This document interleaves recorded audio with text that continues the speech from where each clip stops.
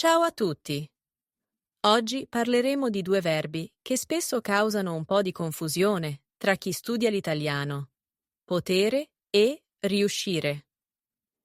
Entrambi questi verbi si usano per esprimere l'abilità di fare qualcosa, ma ci sono delle differenze importanti nel modo in cui vengono utilizzati. Alla fine di questa lezione avrai un'idea chiara di quando usare potere e quando usare riuscire nelle tue conversazioni quotidiane. Prima di iniziare, voglio farti una domanda.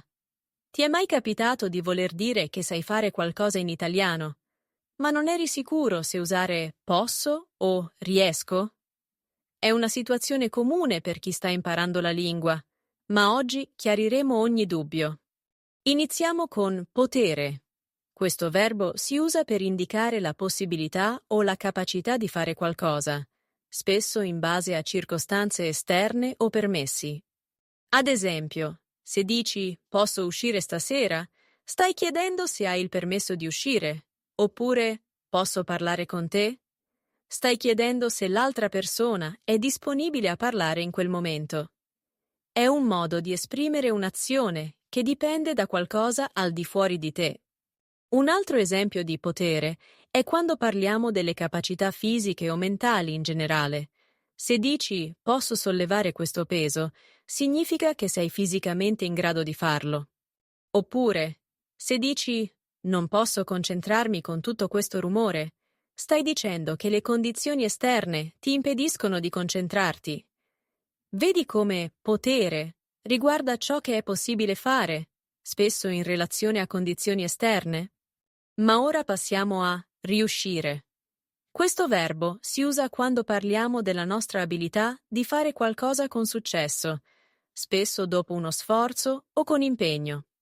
Ad esempio, se dici riesco a parlare italiano, stai dicendo che sei in grado di farlo, magari perché hai studiato e praticato la lingua.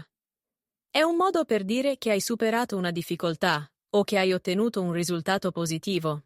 Immagina di avere un esame difficile.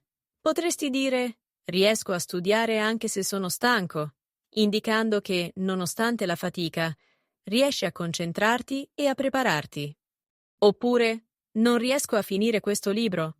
Significa che, per qualche motivo, trovi difficile continuare a leggere, magari perché è troppo complicato o noioso.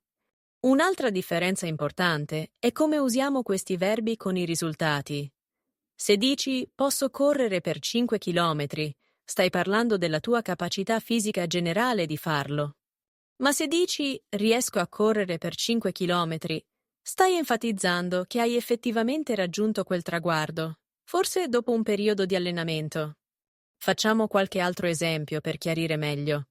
Immagina di essere in cucina e qualcuno ti chiede se riesci a cucinare un piatto complicato.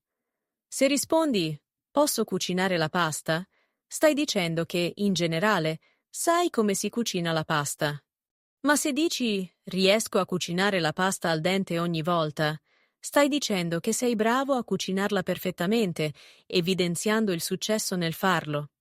E cosa succede se vuoi parlare di situazioni in cui ci sono difficoltà? Potresti dire "non riesco a trovare le chiavi", il che implica che hai provato, ma senza successo. Mentre "non posso trovare le chiavi" suonerebbe strano perché implica che non hai nemmeno la possibilità di cercarle. Un altro aspetto interessante è quando usiamo riuscire per parlare di sfide o obiettivi. Ad esempio, riesco a svegliarmi presto ogni mattina. Indica che hai avuto successo nel raggiungere questo obiettivo, forse dopo aver fatto degli sforzi. Mentre posso svegliarmi presto, sarebbe più una dichiarazione di capacità, senza mettere l'accento sul risultato ottenuto. Ora, prova a pensare a situazioni in cui potresti usare potere e altre in cui useresti riuscire. Ad esempio, posso andare in bici senza mani, un'abilità generale. Ma riesco ad andare in bici senza mani su una strada sconnessa. Indica che hai avuto successo in una situazione più difficile. Un altro esempio? Se dici "posso capire il francese", stai dicendo che hai la capacità di capire la lingua. Ma se dici Riesco a capire il francese quando parlano lentamente. Stai sottolineando il contesto in cui hai effettivamente successo nel capirlo.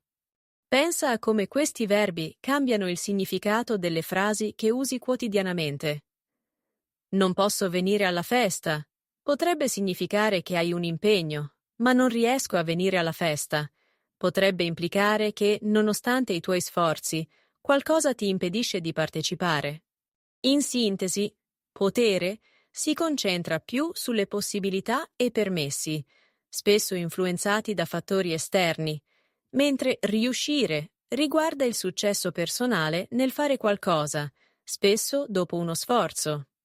La prossima volta che vuoi esprimere la tua abilità in italiano, pensa se stai parlando di una capacità generale o di un successo specifico.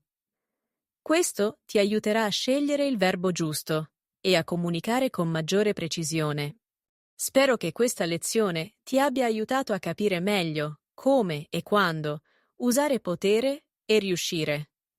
Ricorda di fare pratica con le frasi che abbiamo visto oggi, provando a inserirle nelle tue conversazioni quotidiane.